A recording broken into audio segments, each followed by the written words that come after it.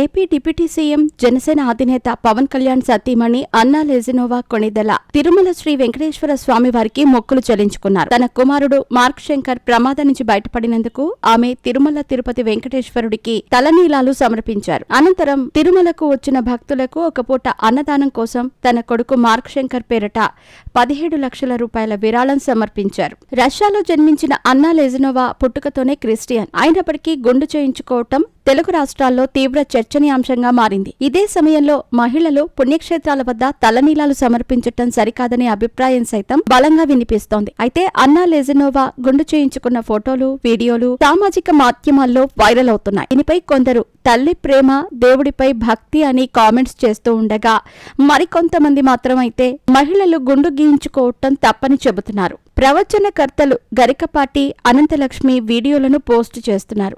ఈ వీడియోలో గరికపాటి మాట్లాడుతూ ముత్తైదువలు తిరుమలలో 3 కత్తెర్లిస్తే సరిపోతుంది, గుండు చేయించుకోవద్దంటూ మాట్లాడారు. ఈ వీడియోను తెగ వైరల్ చేస్తున్నారు. దీంతో సోషల్ మీడియాలో ఈ అంశం ఇప్పుడు పెద్ద రచ్చగా మారింది. ఇక మహిళలు తలనీలాలు ఇవ్వొచ్చా అనే అంశంపైనే ప్రముఖ ఆధ్యాత్మికవేత్త అనంతలక్ష్మి మాట్లాడిన వీడియోను మరికొందరు పోస్టు చేస్తున్నారు.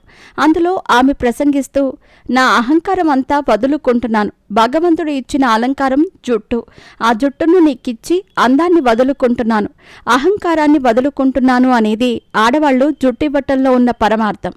నీ దయ కోసం ఇంతకన్నా కిందకు పడలేను అని అనంతలక్ష్మి చెప్పిన మాటలను పోస్ట్ చేస్తున్నారు. దీంతో సామాజిక మాధ్యమాల్లో ఈ విషయం పెద్ద చర్చగా మారింది. అయితే ఈ పోస్టులకు చెక్ పెట్టేందుకు జనసైనికులు రంగప్రవేశం చేశారు. కేసీఆర్ సతీమణి శోభ గతంలో తిరుమల శ్రీవారికి తలనీలాలు సమర్పించిన వీడియోను బయటపెట్టారు. 2023 అక్టోబర్లో తిరుమల వెళ్లిన కేసీఆర్ సతీమణి శ్రీవారికి తలనీలాలు సమర్పించారు. అప్పుడు లేవని నోరు ఇప్పుడెలా లేస్తోందని జనసైనికులు సామాజిక మాధ్యమాల్లో మండిపడుతున్నారు.